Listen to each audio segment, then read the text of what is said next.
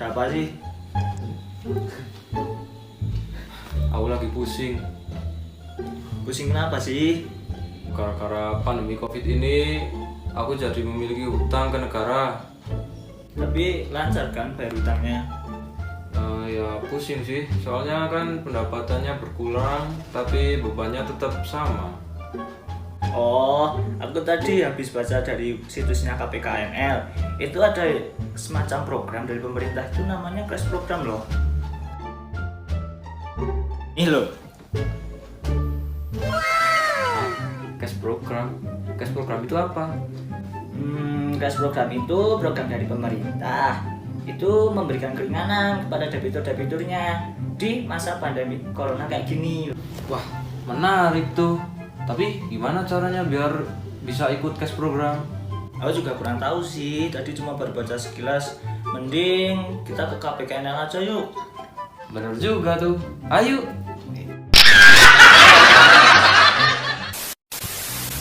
Hai halo semua, sebelum masuk ke dalam pokok pembahasan, apa sih yang dimaksud dengan piutang negara?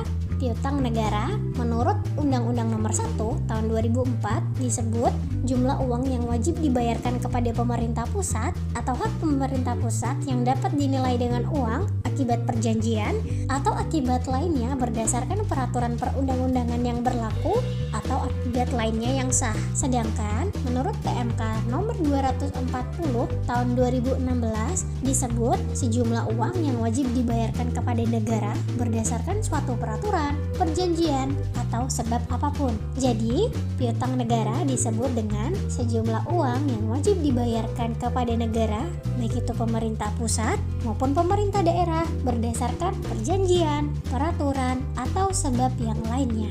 Lalu, apa yang dilakukan pemerintah dalam membantu debitur di masa pandemi ini?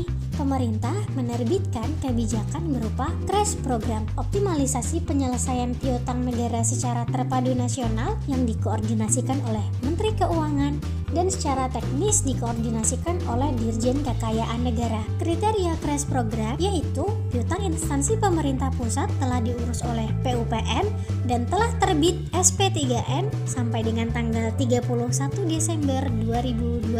Untuk kategori debitur terdapat 3 debitur. Yang pertama, debitur UMKM perorangan atau badan hukum atau badan usaha dengan pagu maksimal 5 mili. Yang kedua, debitur KPR atau RSS perorangan dengan pagu maksimal 100 juta. Dan ketiga, ada debitur lainnya perorangan atau badan hukum atau badan usaha dengan sisa utang maksimal 1 miliar. Dengan pengecualian, yang pertama, piutang TP atau TGR kecuali telah pensiun atau PNS jabatan atau golongan penata muda 3A ke bawah. Yang kedua, piutang ikatan dinas. Yang ketiga, piutang dari aset kredit ex bank dalam likuidasi atau BDL. Yang keempat, piutang lain yang dijamin dengan asuransi, surety bonds, bank garansi, dan bentuk lainnya yang setara. Untuk Crash Program ada 2, yaitu keringanan utang dan moratorium tindakan hukum.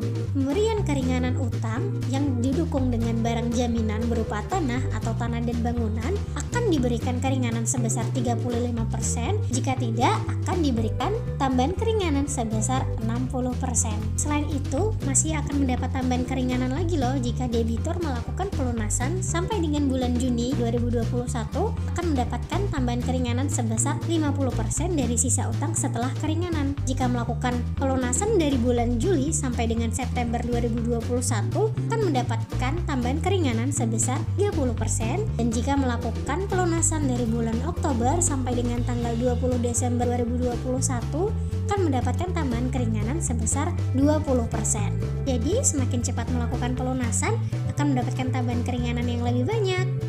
Terus gimana ya kalau mau mengajukan permohonan Crash Program?